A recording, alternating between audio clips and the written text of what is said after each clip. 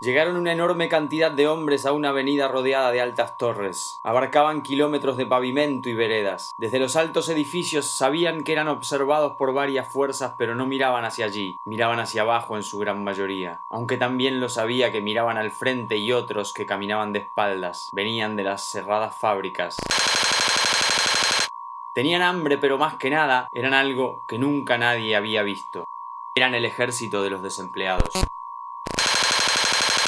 No de los rebeldes, no de los revolucionarios, no de los enemigos de la patria, no de los agremiados intransigentes, no. Eran el ejército de los desempleados. En su mayoría viejos, en su mayoría niños, en su mayoría madres solteras, en su mayoría jóvenes, en su mayoría hombres. Algunos de ellos estaban muertos, habían peleado en antiguas guerras sin armas y con armas, los habían matado a golpes o a cañonazos o incluso los habían torturado hasta la muerte y sus muertes, impunes o no, habrían sido infértiles. Los que todavía no habían nacido,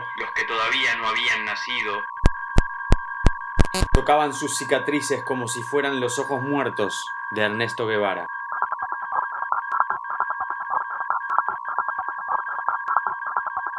Llegaron una gran cantidad de hombres a lo alto de una montaña.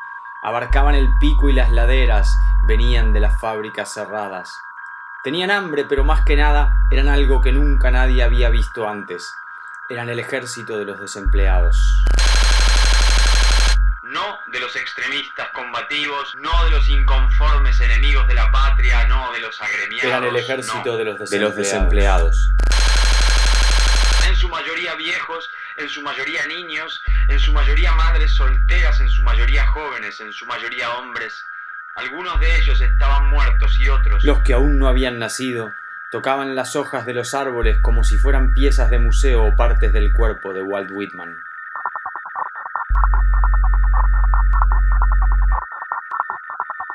A un río llegó una masa inmensa de hombres. Se detuvieron en la orilla esperando acaso el beso de las ondulaciones dulces o tal vez la apertura mágica de las aguas que facilita el cruce. Primero fueron unos cuantos y luego la cifra creció hasta llenar la ribera como una arena gruesa e indecisa de indiferentes colores. Miraban el vado con ansiedad y después el extremo opuesto como paraíso. En otros tiempos, dicen, ocurrió algo similar en un exilio, pero estos, más que nada, eran algo que nunca nadie había visto. Eran el ejército de los desempleados. No del pueblo elegido, no de los revolucionarios, no de los exiliados, no de los que huyen por amor o por hambre, no. Eran el ejército de los desempleados. En su mayoría viejos, en su mayoría niños, en su mayoría madres solteras, en su mayoría jóvenes, en su mayoría seres Algunos humanos. de ellos estaban muertos y otros, los que iban a nacer después del cruce, tocaban las aguas con sus pies inmaculados, con sus manos suaves, como si las aguas fueran alimentos de un dios concedidos a través del compromiso de un frío bautismo de letras en la frente, escritas con agua, que dijeran maná.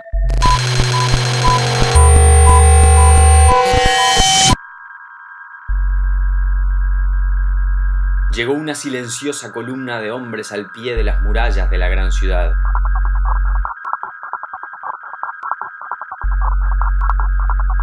Eran las circundantes tierras áridas. Se acumularon sus cuerpos alrededor de las piedras como si fueran ofrendas flacas al rey de turno. Trataban de ver del otro lado la vida, pero sus ojos se estrellaban en las fortificaciones sólidas. Nunca supieron lo que había más allá. Solo se sentaron a esperar el milagro o la caridad. Las pestes fueran tal vez un precedente de esta armada sin armas, pero algo nuevo oscurecía sus gestas en el estómago vacío. Eran el ejército no de los campesinos sin tierras, no de los revolucionarios, no de los enemigos de la patria, no de los que huyen de la casa ciega, de la enfermedad, no, de los desempleados. Eran el ejército de los desempleados. En su mayoría viejos, en su mayoría niños, en su mayoría madres solteras, en su mayoría jóvenes, en su mayoría seres humanos. Algunos de ellos estaban muertos y otros, a los que el hambre hacía delirar, imaginaban que sus oídos escuchaban los relatos que los avistadores inventaban o veían en los vagones de los trenes en que viajó, con el cuerpo sucio y disminuido, el químico Primo Levi.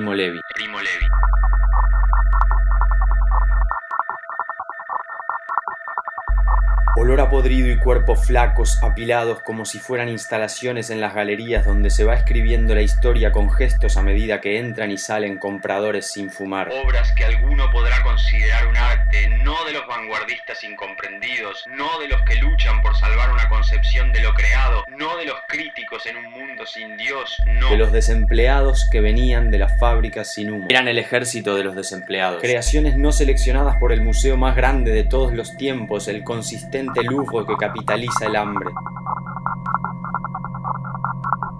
En su mayoría huesos que se iban volviendo negros, en su mayoría manos carentes de color, en su mayoría vejez sin infancia.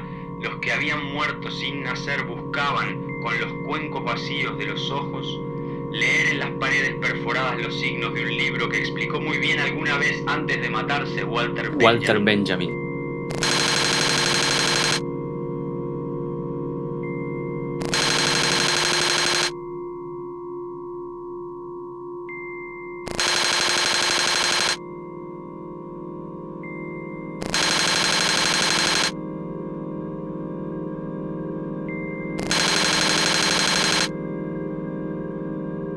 Lo último que vimos fue el fuego. La inmensa pared incandescente hecha con cuerpos apilados los unos sobre los otros como si fueran los restos de la inanición en llamas, lo que sobra del oxígeno que los muertos no respiran consumido. Todo bajo el humo fue carne chamuscada. Todo bajo el humo fue carne chamuscada.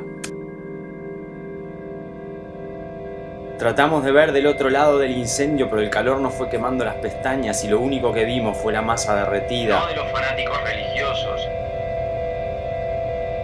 no de los terroristas extremos,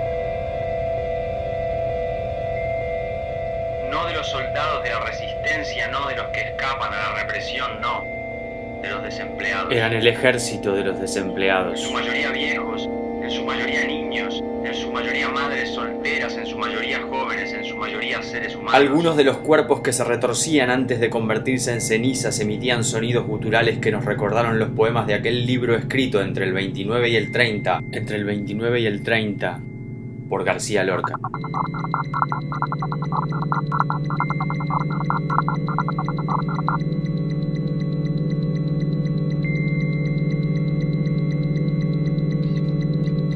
Escrito entre el 29 y el 30 por García Lorca.